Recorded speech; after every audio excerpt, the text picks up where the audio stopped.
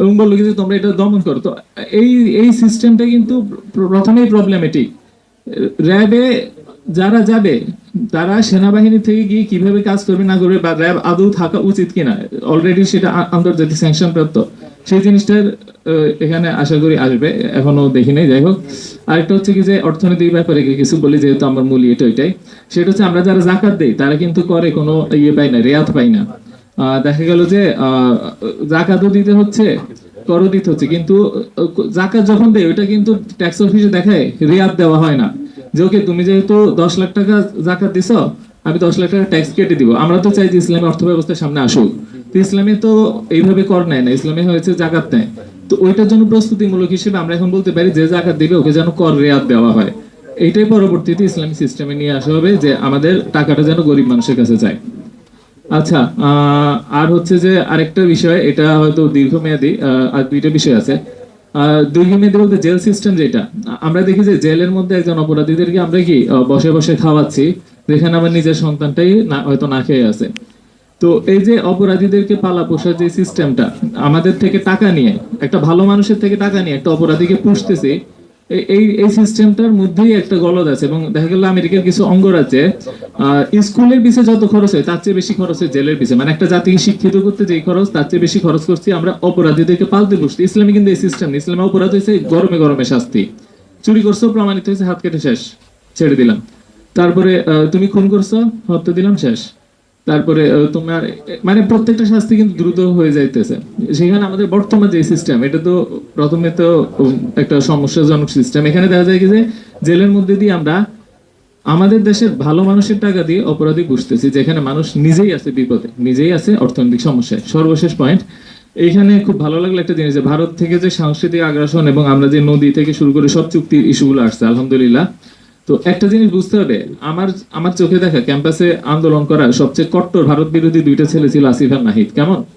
এবং ক্যাম্পাসে ভারত বিরোধী যত প্রোগ্রাম আছে এরা সবগুলো করতো, সবগুলো অ্যাটেন্ড করতো। কিন্তু এরা যখন ক্ষমতায় গেল তখন কিন্তু দেখা গেল যে আর ওইভাবে বলতে পারছে না বা কাজ করতে পারছে না। কেন? কারণ আমাদের কোনো প্রযুক্তি নেই। আমাদের যে সামরিক যে কারখানা, সেখানে মাত্র 2 ধরনের রাইফেল এবং গুলি এবং শুধু গ্রেনেড তৈরি হয়। বাকি সমস্ত অস্ত্র, রেলের ইঞ্জিন, এই আমরা যে রাস্তায় গাড়ি দেখি, ট্রাক দেখি, সব ভারত থেকে আসে। এখন আমরা চাইলেও কি, দেখা গেল যে এই জায়গাটা একটু দুর্বল হয়ে থাকে। তার মানে এই না যে আমরা দুর্বল হব, অবশ্যই আমরা আপনাদের সর্বোচ্চটা দিব। কিন্তু আমাদের দেশীয় প্রযুক্তির দিকে, প্রযুক্তি টেকনোলজিটা যে ক্ষেত্রে ভারতের উপর ডিপেন্ডেন্সি, ওই জায়গাগুলো ধরে ধরে যদি একটু কাজ করা যায়, এবং যেই কৃষি খাতে যেই উৎপাদনগুলো আছে, তাহলে কি ইনশাল্লাহ আমরা আরো শক্তিশালী ভাবে কথা বলতে পারবো এবং দাবিগুলো আদায় করতে পারবো। আচ্ছা, এটুকু ছিল আমার। আশা করি আপনারা যদি এই জিনিসগুলো একটু লিখে রাখতেন এবং চেষ্টা করতেন দাবি দাওয়াগুলো নিয়ে কাজ করার, অনেক খুশি হতাম।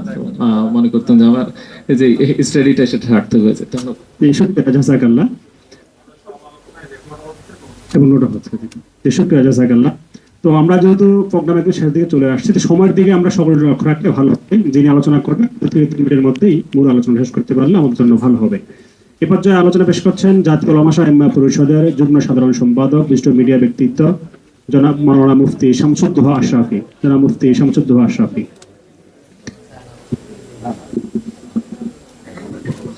আসসালামু আলাইকুম ওয়া রাহমাতুল্লাহি ওয়া বারাকাতুহু। আলহামদুলিল্লাহ, আগামীর বাংলাদেশ যুব সমাজের প্রত্যাশা শীর্ষক আজকে যে গোল টেবিল, এখানে আমাদের যুব আন্দোলনের পক্ষ থেকে যে কাগজ দেওয়া হয়েছে, এতে অনেকগুলো পয়েন্টই এসেছে। তো যেহেতু আমাদের সম্মানিত সভাপতি সাহেব বলেছেন যারা যেই পেশা এবং এর সাথে যুক্ত আছে সেটার সাথে সম্পৃক্ত বিষয়গুলো বলা, প্রথম বিষয় আমি যেটা বলবো সেটা হচ্ছে আমাদের যুবকদের জন্য একটা বড় চ্যালেঞ্জিং এর জায়গা হচ্ছে প্রশাসনিক ঝামেলা। দেখা যাচ্ছে আমাদের মধ্যে যদি কেউ আরবিতে কথা বলেছে তাকেও একভাবে অপরাধী চিহ্নিত করা হয়েছে, সালাম চর্চা করছে এটা একটা অপরাধী হিসেবে চর্চা করা হচ্ছিল। এবং বলা যায় এদেশ যখন অপরাধীদের রাজ্যে পরিণত হয়েছে তখন ওই সময়টায় নিরপরাধ অনেক ভাইদেরকে গ্রেফতার করে শতাধিক মামলা দেওয়ার মতো অনেক বিষয় এখানে জুড়েছে। ফলে আমাদের স্কুলে, কলেজে, ইউনিভার্সিটিতে বিভিন্ন জায়গাতেই ইসলাম চর্চা, ধর্মীয় চর্চা কিংবা নিজে মুসলিম এই বিষয়টা পরিচয় দেওয়াটাও আমাদের অনেক যুবক ভাইদের জন্য এক ধরনের পেরেশানিকর বিষয় হয়ে দাঁড়িয়েছিল। আমরা মনে করি যে আমরা যুব আন্দোলন সহ যারা কাজ করছেন, যুবকদের এই বিষয়টা নিশ্চিত করা জরুরি। দ্বিতীয় হচ্ছে, আমাদের যুবকদের স্পিডকে কাজে লাগিয়ে অনেক সময় অনেক ধরনের শক্তি কাজ করার চেষ্টা করে, এবং আমরা দেখেছি যে আমাদের বাংলাদেশকে নিয়ে বরাবরই টানাপোড়েন ছিল।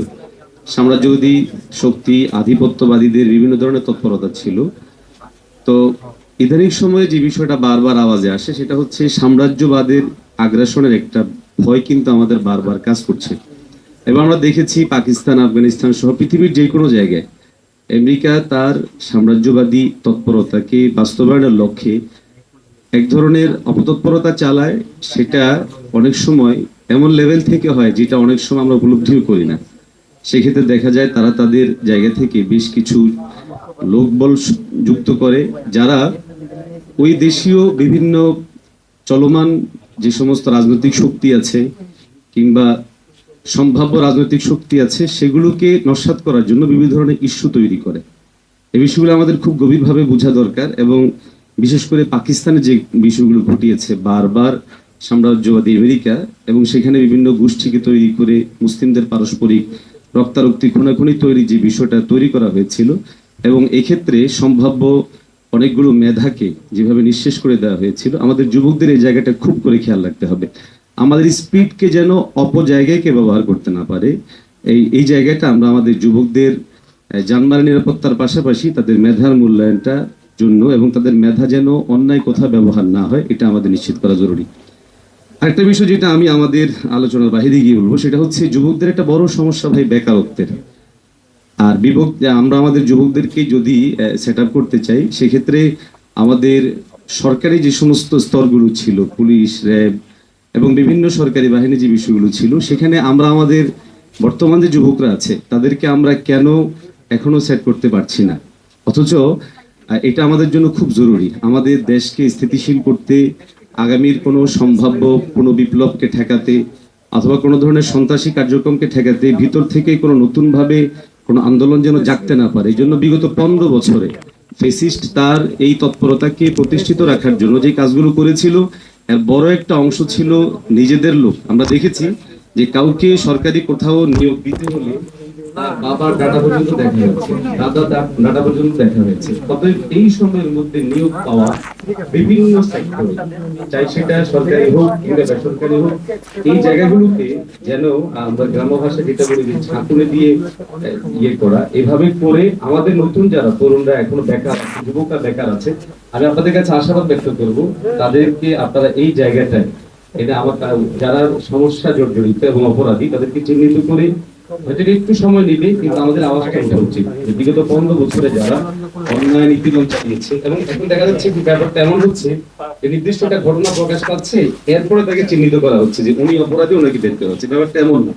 আমরা আশা করব আমাদের যুব আন্দোলনের মাধ্যমে এই আওয়াজ আমাদের বর্তমান অন্তর্বর্তী সরকার পর্যন্ত পৌঁছে যাবে যে বিগত সরকারের 15 বছর বা 16 বছরের সময় ধরে সে ধীরে ধীরে তিলে তিলে বিভিন্ন স্তরে পর্যায়ে যে বিশাল জনশক্তি দাঁড় করিয়ে সে তার দানবীয় এই চরিত্রটাকে বাস্তবায়ন করতে পেরেছে।